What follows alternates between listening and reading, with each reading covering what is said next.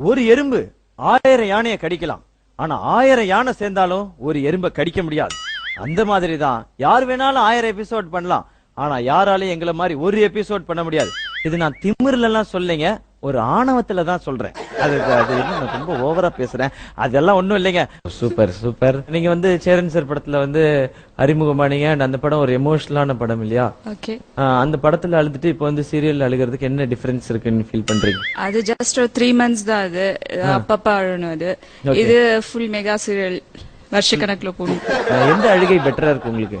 இது பரவாயில்ல, இது ஒரே மாதிரி தான் ரொட்டீன் ஆயிடுச்சு. Welcome to the show Samitha. நீங்க கண்டிப்பா பேசியா ஒண்ணு ரசிகர்களை ஏமாத்துற மாதிரி ஆயிடும் இல்லையா? சரி, ட்ரை பண்றோம். நீங்க வந்து ஏமாத்திட்டீங்க, அப்புறம் கேஸ் வேற போட்டுருவாங்க. இப்ப அது ஃபேஷனா போயிட்டு இருக்கு இல்லையா? சோ நீங்க வந்து கண்டிப்பா நிறைய பேசணும்.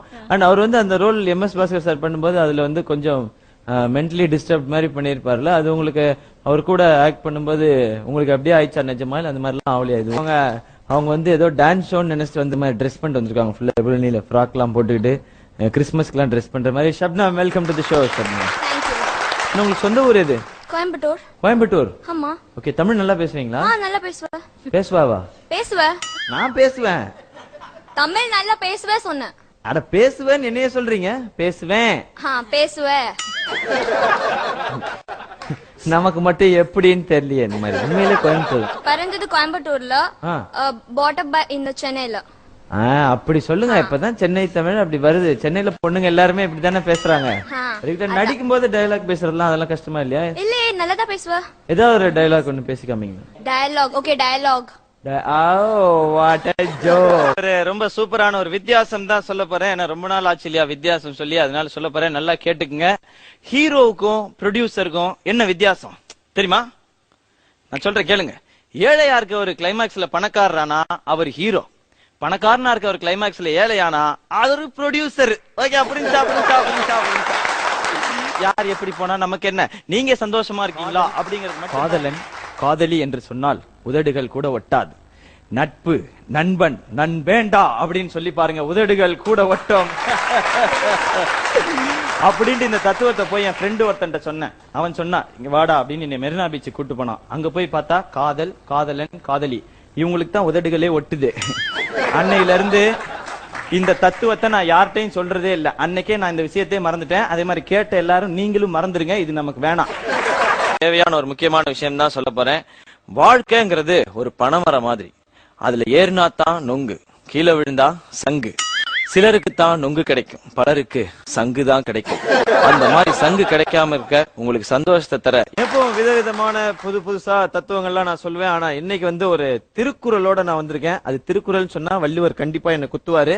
அது வந்து ஒரு புதுக்குறள் அப்படின்னு தைரியமா சொல்லலாம். அது என்னன்றத இளைஞர்கள் முக்கியமா கேட்டுக்குங்க. சைட்டடித்து வாழ்வாரே வாழ்வார், லவ் செய்தோர் எல்லாம் ஃபீல் பண்ணியே சாவர் அப்படின்றத.